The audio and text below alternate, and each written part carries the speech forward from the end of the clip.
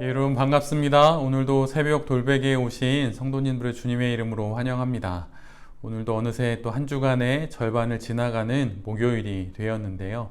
오늘도 주님께서 우리에게 주시는 또 하나님의 말씀 함께 묵상함으로 말씀으로 나무를 심듯 그런 마음으로 이 하루를 살아가는 우리 모두가 되기를 바랍니다. 오늘 우리에게 주시는 말씀은 민수기 16장의 말씀입니다. 민수기 16장 1절로 5절까지의 말씀을 제가 매일 성경 순으로 봉독해 드리도록 하겠습니다. 이스할의 아들 고라가 반기를 들었다. 그는 고앗의 손자이며 레위의 증손이다. 엘리압의 아들인 다단과 아비람 그리고 르우벤의 손자이며 벨렛의 아들인 온도 고라와 합세하였다. 그들이 모세를 거역하여 일어서니 이스라엘 자손 가운데서 250명의 남자들이 합세하였는데 그들은 회중의 대표들로 총회에서 뽑힌 이들이었으며 잘 알려진 사람들이었다. 그들이 모세와 아론에게 대항하여 모여서 항의하였다. 당신들은 분에 넘치는 일을 하고 있소. 온 회중 각자가 다 거룩하고 그들 가운데 주님께서 계시는데 어찌하여 당신들은 주님의 회중 위에 군림하려 하오. 모세가 이 말을 듣고 땅에 엎드려 기도하고 나서 고라와 고라가 데리고 있는 모든 사람에게 이렇게 말하였다. 내일 아침에 주님께서는 누가 하나님께 속한 사람이며 누가 거룩하며 누가 그에게 가까이 나아갈 수 있는지를 알려주실 것이요. 주님께서는 친히 택하신 그 사람만을 주님께 가까이 나오게 하실 것이요. 아멘. 예, 오늘은 민수기 16장의 말씀을 갖고 당연의 세계 속에서라고 하는 제목으로 함께 하나님 말씀을 나누도록 하겠습니다. 민수기 15장에서 하나님의 변함없는 약속을 다시 한번 확인하게 된 이스라엘 백성들은 광야로의 생활을 다시 시작하게 됩니다. 그런데 그 다시 시작하게 된 광야의 생활 속에서 가장 먼저 기록하고 있는 민수기 16장의 첫 번째 사건은 다름 아닌 또 다른 반역의 사건이었어요. 민수기 11장에서 다베라에서 있었던 불평으로부터 시작해서 광야에서의 불평, 또 가나안 입성, 바로 그 앞에서의 불평에 이르기까지 이스라엘은 계속 불평을 하고 또는 이 불평이 원인이 되어서 반역을 하게 됩니다. 그런데 그렇게 실패하는 것을 통하여서 무엇인가를 배워야 할 텐데 또 그렇게 하지 못하고 또 하나님의 거듭된 약속을 들었음에도 불구하고 그들은 또다시 하나님 앞에 반역을 일으키게 됩니다. 오늘의 반역을 주도한 사람들은 이스라엘 백성들 가운데 근데 매우 주요한 위치를 차지하는 사람들이었어요.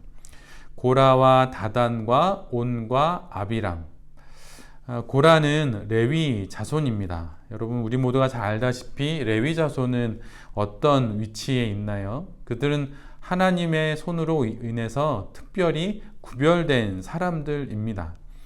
그들은 주님의 성막에서 일을 할 수 있는 사람들이었고 뿐만 아니라 회중 앞에 세움을 받아서 그들을 돌보는 역할을 하나님으로부터 손수 전해받게 된 그런 자손들이지요.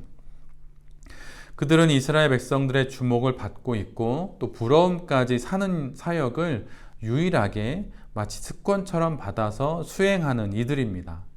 그런데 그럼에도 불구하고 그들은 더 높은 지위처럼 보이는 모세와 아론의 지위를 탐하게 됩니다. 그 일에 앞장서는 것이 바로 고라이지요. 오늘의 이 반역의 앞장서는 또 다른 두 명의 사람은 다단과 아비람입니다. 이들 모두는 이스라엘의 장자 지파인 르우벤 지파에 속하는 사람들이에요. 그들은 지금 모세와 아론이 갖고 있는 권력이 원래는 자신들의 권력이라고 여겼습니다. 잃어버린 장자의 권한을 되찾아야 한다는 생각에 시기심에 붙잡혀서 이 반역에 동참하게 되는 것이지요. 그리고 또한 이뿐만 아니라 고라를 중심으로 한 이 반역에 회중의 대표들 중 유력한 사람들, 잘 알려진 사람들, 이름만 들어도 이스라엘의 모든 백성들이 그 사람 믿을만 하지, 이렇게 말할 수 있는 사람들 250명이 동참하게 됩니다. 이번 반역은 이스라엘의 주요 인사들이 중심이 되어 벌이는 그런 반역이죠. 그래서 그 이전의 어떤 반역보다도 아주 무게감이 있고 아주 위험한 그런 반역이었습니다. 여러분, 만약에 여러분이 이런 반역을, 거센 반역을 만나게 된다면 여러분은 어떻게 행동하시겠습니까? 그런데 오늘 본문을 보면 모세는 이 고라를 중심으로 한 250여 명에 이르는 사람들의 이 거센 반역 앞에서 그가 가장 먼저 하는 일은 다름 아닌 하나님 앞에 엎드리는 거였어요. 즉 하나님께 기도하는 거였습니다. 그리고 나서 모세는 지금 고라를 중심으로 해서 벌이고 있는 이 모든 이 반역의 일들이 어떤 의미가 있는 것인지 설명을 해주고, 그 다음에 두 번째로는 그들에게 이 모든 상황을 갖고 하나님 앞으로 나아가서 하나님의 판단을 받자고 그렇게 이야기를 합니다. 모세는 고라와 그를 따르는 무리들에게 내일 하나님 앞에 향로를 가져오라고 합니다. 한 명도 빼놓지 않고 모두가 다 향로를 하나씩 들고서 하나님 앞에 나아가자고 한 거예요. 그래서 하나님 앞에서 누가 하나님께 속한 사람인지, 누가 하나님께 가까이 나아갈 수 있는 사람인지, 그리고 누가 이스라엘 백성을 이끌어야 하는지 우리의 판단이 아니라, 사람의 판단이 아니라 하나님 앞에서 하나님의 판단을 받자고 그렇게 이야기를 합니다. 우리 모두는 성도입니다. 성도가 되어서 이 세상을 살아갈 때 우리에게 있어야 할 가장 중요한 성품 중에 하나는 무엇일까요? 오늘 본문을 빌어서 이야기를 하자면 그것은 자족하는 마음입니다. 성도는 지금 내가 누리고 있는 이 모든 삶의 형편과 여건들을 갖고 충분하다고 말하는 사람들이에요. 충분하다 말할 수 있기에 감사하다고 말할 수 있고, 또한 감사하다고 말할 수 있기에 평안을 누리는 사람들이 바로 성도라고 하는 것이지요. 우리 모두가 잘 알다시피 항상 기뻐하라, 쉬지 말고 기도하라, 범사에 감사하라 라고 하는 하나님의 은혜의 말씀이 있습니다. 근데 이 말씀처럼 감사할 줄 알면 그 모든 것들을 주신 하나님께 기도할 줄 알게 됩니다. 그리고 기도할 줄 알게 되면 지금의 형편에 자족하기에 기뻐할 수 있게 되는 것이죠. 지금 내가 누리는 모든 것들이 하나님이 주신 것이고, 하나님께서 내게 맡기신 것이고, 하나님이 내게 허락하신 것임을 알기에 족한 줄 알고 감사하게 되고, 감사하니 기도하게 되고, 기도하니 기뻐하게 되는 것이죠. 여러분 혹시 평소에 찬양을 많이 들으십니까? 저희 집은 항상 찬양을 많이 틀어놓습니다. 연주곡이든 아니면 가사가 있는 찬양이든 많이 틀어놓게 되는데, 저희 가정에서 매일 저녁 9시에 가정예배를 아이들과 함께 드리게 되는데, 그때 찬양을 한 곡 부르고 성경을 한 장 읽고 또 그날 있었던 일에 감사한 일들과 기도 제목을 이렇게 하나씩 나누게 됩니다. 그런데 찬양 부르게 되는 찬양곡 중에 마치 인기곡처럼 자주 부르게 되는 찬양이 있을 수 있겠지요. 근데 저희 집에서는 송경민 목사님이 만드셔서 부르신 은혜라는 찬양을 자주 부릅니다. 그 찬양의 가사가 이런 가사가 있어요. 내가 누려왔던 모든 것들이, 내가 지나왔던 모든 시간이, 내가 걸어왔던 모든 순간이 당연한 것 아니라 은혜였소. 내 삶에 당연한 것 하나도 없었던 것을 모든 것이 은혜였소. 내가 누려왔던 모든 것들이, 내가 지나왔던 모든 시간이, 내가 걸어왔던 모든 순간이 실은 돌아보니 당연한 것이 결코 하나도 없고 다 은혜였고 모든 것이 은혜였다고 그렇게 이 찬양은 이야기를 합니다. 여러분, 당연의 세계가 있을 수 있겠죠. 다 당연하다. 이건 당연하다. 이렇게 말하는 당연의 세계에는 감사가 없습니다.